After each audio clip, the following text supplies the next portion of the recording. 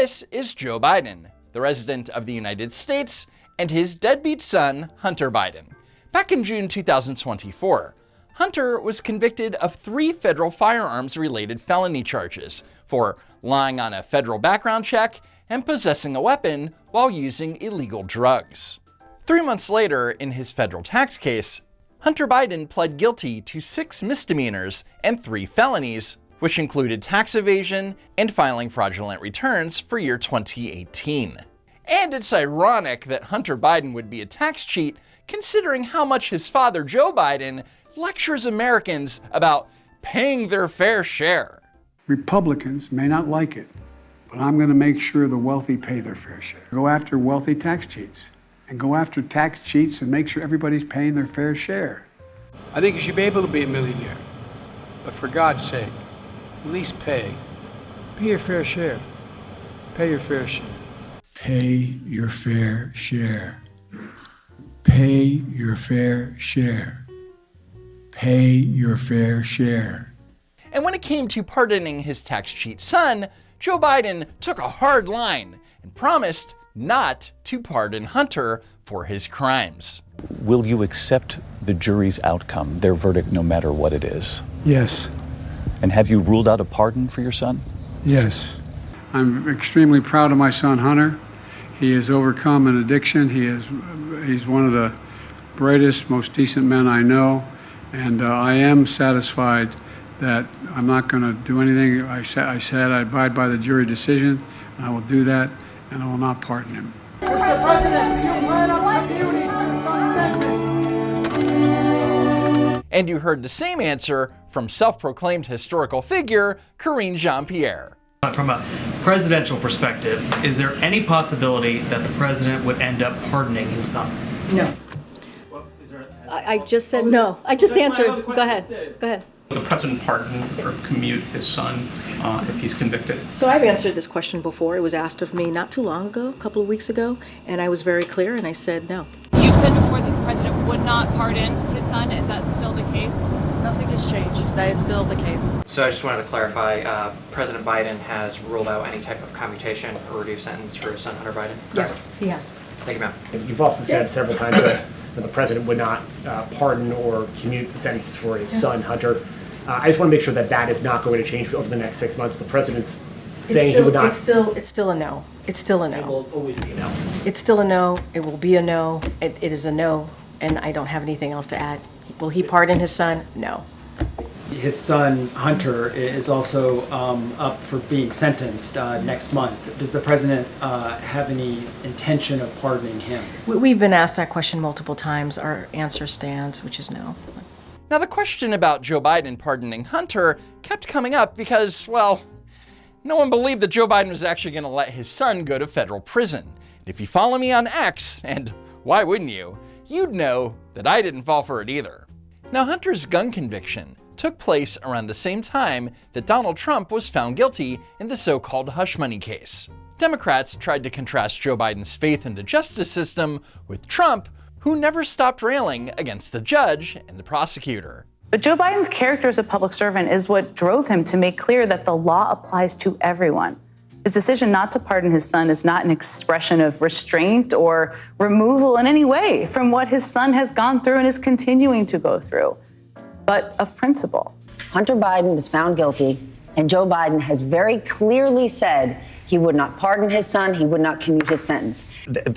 What he is actually living by is his own son is being prosecuted, and he is allowing the norms that are required to live in a democracy to go forward. The justice system that convicted his only surviving son is the same justice system he's vowed to protect. And if that doesn't tell you who Joe Biden is, I don't really know what does. President Biden has restored the integrity of the Department of Justice, and I think you see that in this case. He is not doing it because he is living what it means to have a rule of law. You see, America? Unlike the bad orange man, Joe Biden and the Democrats have principles. We believe in the rule of law. We believe in the justice system, and we stand by it. The son of the President of the United States is prosecuted, and I don't hear a single Democrat crying foul. 6 months later. Today, I signed a pardon for my son, Hunter. Well, so much for principles and the rule of law. Sad, really. So yes, Joe Biden lied. He said he wasn't going to pardon Hunter, and he did it anyway. I know you're shocked. And I think that most people understand why he did it. The problem is how he did it. From the day I took office, I said I would not interfere with the Justice Department's decision-making, and I have kept my word, even as I have watched my son being selectively and unfairly prosecuted. Except that Joe Biden did interfere, because he issued this pardon before Hunter was sentenced. We'll have no idea whether he was going to go to jail or not. Without aggravating factors like use in a crime, multiple purchases, or buying a weapon as a straw purchaser, people are almost never brought to trial on felony charges solely on how they filled out a gun form. But this just wasn't about how Hunter filled out a gun form. He was also charged with possessing a weapon while using illegal drugs. Those who were late paying their taxes because of serious addictions, but paid them back subsequently with interest and penalties, are typically given non-criminal resolutions. But this wasn't about poor Hunter Biden paying his taxes late because he was a drug addict. No. He engaged in a 6-year scheme to avoid paying millions of dollars in federal taxes, even though he had the money to do so. So when he finally filed his 2018 tax return, he included hundreds of thousands of dollars in false business deductions in an effort to reduce his very substantial tax liability. According to the Department of Justice, in 2020, Hunter Biden, who was reportedly sober at the time, hired 2 California accountants to prepare his 2018 returns. In working with the California accountants to prepare the returns, Hunter Biden claimed business expenses, including approximately $388,810 in business-related travel, despite having done little to no business in that year. And Hunter was so determined to pay as little as possible that he basically labeled anything and everything as an expense. In July 2018, Hunter sent an $18,000 wire to a woman. He told his accountants that $10,000 of it was for a golf member deposit. In fact, at Hunter's discretion, the $10,000 was used to purchase a membership in a sex club.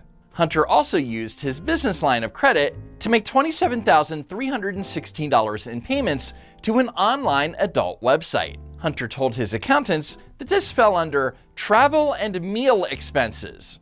Then there were payments totaling $11,500 to an escort that Hunter paid to spend 2 nights with him. Hunter claimed that this was an office expense. But you can forget about all that, guys, because Joe Biden claims that this was a simple case about paying your taxes late. It is clear that Hunter was treated differently. Yeah, no sh**. Case in point. In July 2023, 2 IRS whistleblowers, Gary Shapley and Joseph Ziegler, appeared in front of the House Oversight Committee to testify on the Hunter Biden matter.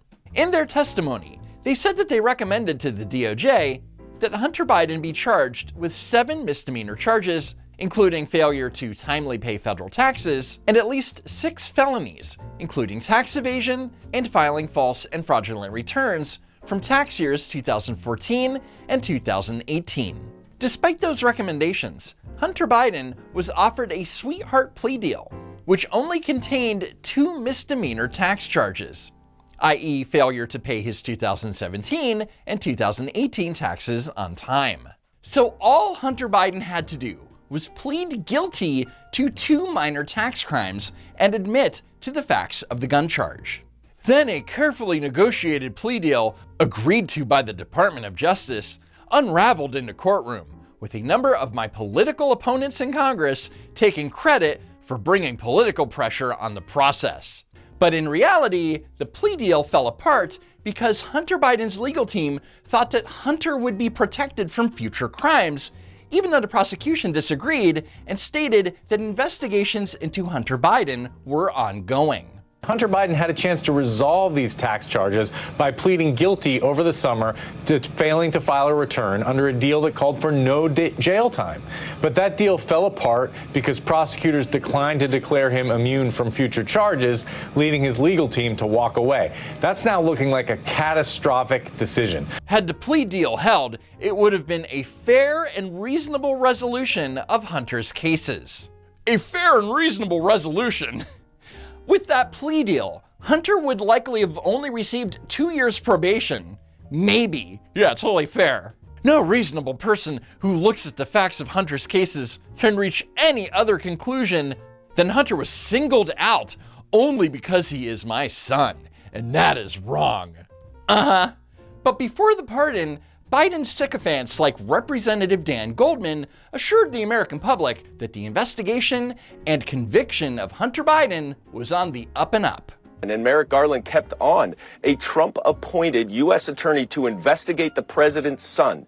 If there is not an indication of the independence of the Department of Justice beyond that, I don't know what we could look for. The fact of the matter is that this is a Trump-appointed U.S. attorney, a Trump-appointed judge. This is a very independent and thorough investigation.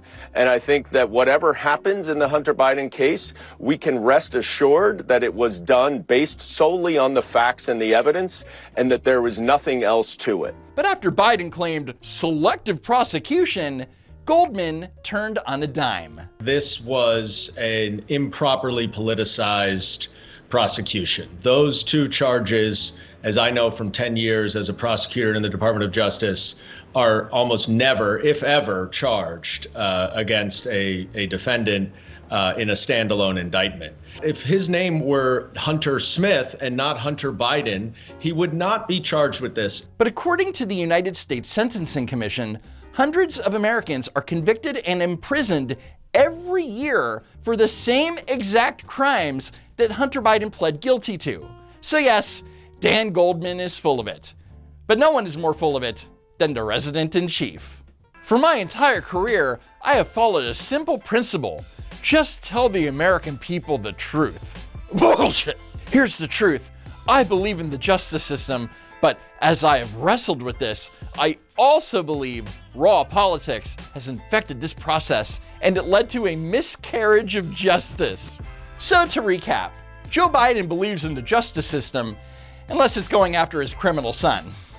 Anyway, that's it for now. Thank you so much for watching, and I hope to see you next time, if there is a next time.